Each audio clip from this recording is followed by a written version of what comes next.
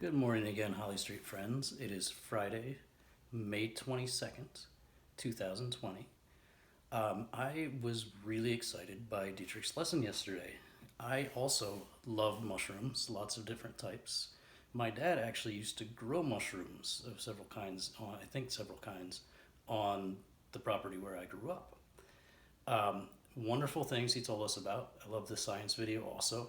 Today what I want to do is show you two different ways that you can make mushrooms. Okay, just for art projects, something fun that you could do this weekend. Let's turn around and get going.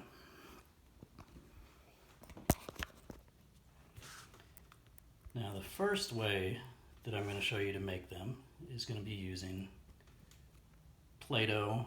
Whoa, almost dropped the camera. Play-Doh or modeling clay, anything like that. Air dry clay would work also.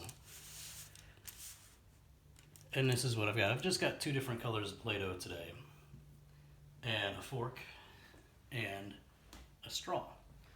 So first we're going to take this blue Play-Doh and use it to make the stalk or the stem of the mushroom.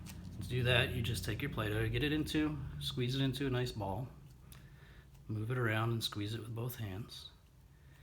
And we're going to use the same technique that you would use to make a snake with Play-Doh to make this, which is you put your ball down, you push on it down with your hand, and at the same time you rub or roll your hand back and forth over the Play-Doh. And it's going to flatten it and squish it a little bit, slowly as you go. This paper is kind of moving on me, but I thought it would be easier to see what we were doing on the white paper today instead of on one of those colorful placemats.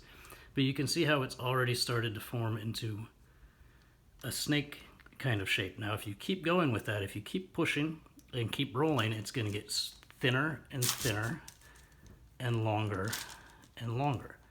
For this, we don't want it to be too long and skinny because we need it to hold up the cap of the mushroom, which is, of course, the top part. Just like a cap that you would wear, it goes on the top on your head. So that is going to be the stalk. And we can just leave that to the side for right now. Now for the cap, I'm going to use, this is kind of a mix of pink and orange right now, but you can see again, I've already started to form it into a ball. We're just going to kind of keep going like that. Now for this one, we're going to make kind of a traditional mushroom or toadstool style cap, which means that it's going to be flat on the bottom and rounded on the top, but in the shape of a circle. So for that, we can just take our ball, put it down, and just kind of mash it and wiggle it a little bit. And that's going to flatten it out and spread it out so that it gets wider and flatter. And then you can just smooth the edges and push down around so that it's higher in the top and skinnier, thicker in the middle and skinnier around the sides. And that's looking pretty good. I want to do one extra detail on our mushroom, which I was inspired by Mr. Dietrich talking about doing his spore prints, which are really wonderful, and those always turn out really beautiful and interesting. So I want to make the gills on the underside of the cap. So for that, I'm just going to turn it over, and I'm going to use a plastic fork and start at the middle and pull out. And just like you're using a rake, pull out and turn the mushroom slowly until you've gone all the way around to make gills on the underside of the mushroom, which is where the spores are.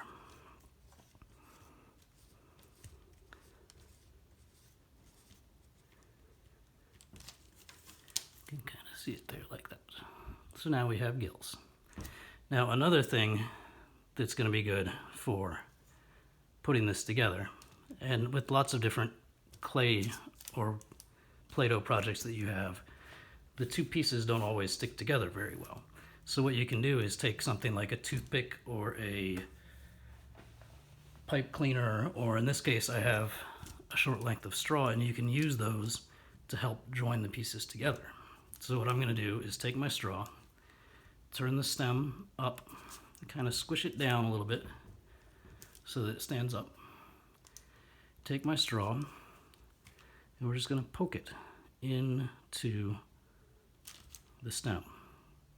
Go down pretty far so that there's not going to be enough that pokes through the top of your mushroom. But that's going to give support to make sure that the top doesn't fall off of the stem. And then we just take the top, find the middle, and poke it down. Just like that. And there we have a Play-Doh mushroom.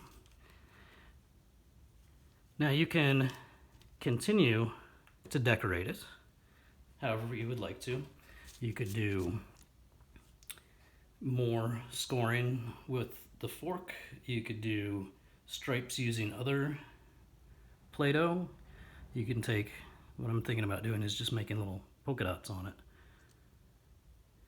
There are lots of pictures and drawings of mushrooms with polka dot tops.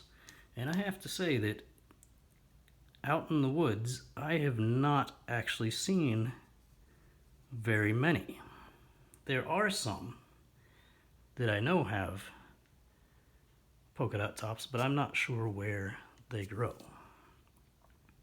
Never saw any in North Carolina growing up. I haven't seen any really here in Tennessee, but maybe I just haven't been looking too hard. So you just make little balls and just squish them down all around the top to decorate your mushroom. This is a pretty clean and easy project. I would love to see pictures if you guys do this. Send them on to me or Mr. Dietrich and we will check them out. Try to get them up on the page next week. And there is my Play-Doh mushroom. There we go. One mushroom. The other way that I want to show you is another pretty easy way to do it. It's just using toilet paper tubes and baking cups for when you're making muffins or cupcakes. So I've taken 2 toilet paper tubes and I've decorated them. I used some paint on these. You can do markers or paint, or you could even use colorful tape to wrap around it, or you could glue ribbons to it, decorate it with confetti. You can do all kinds of things when you're decorating these. There's no right way to do it. So I've done mine in stripes. I've done this one with green and purple horizontal stripes. Now horizontal means that the stripes go across. And on this one I have orange and white stripes that go vertically. And vertically means that the stripes go up and down. So when we are standing up, our body is vertical. When we're laying down, our body is horizontal. So once you've decorated those however you want to, you just get some of your baking cups. Now I actually got lucky because I had ended up, the baking cups that I found in my cupboard are already decorated. So that's kind of fun. But even if they are decorated, you can still go through with markers or paint or glitter glue, anything you want, and decorate them more. Or if you just have white ones, you can start from scratch and decorate them so that they look exactly how you want them to. For making these, it's a very simple step. You just take your glue and run some glue around the edge of the tube, and then just take your decorated baking cup and put it right down and give it a little push. I'm going to do the green and purple one